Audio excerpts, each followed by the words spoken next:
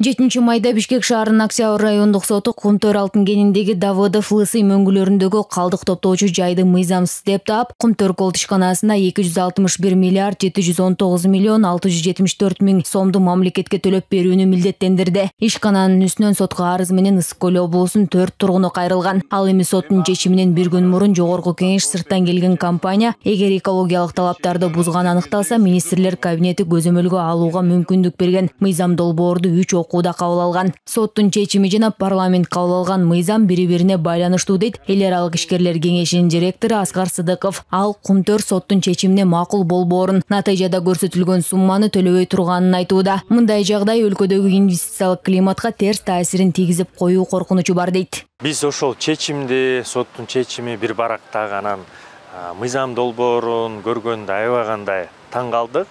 Себеби тийиштүү негиздемелерди көрө алган жокпуз, эсептөөлөрдү, эмне үчүн ушундай болуп атат, эл аралык тажрыйбаны, эмне үчүн жанакы мамлекет менен түзүлгөн келишим сакталбай турат, ошонун баарын көрө алган жокпуз. Анан ошон үчүн биздин өзүбүздүн оюбузду билдирдик.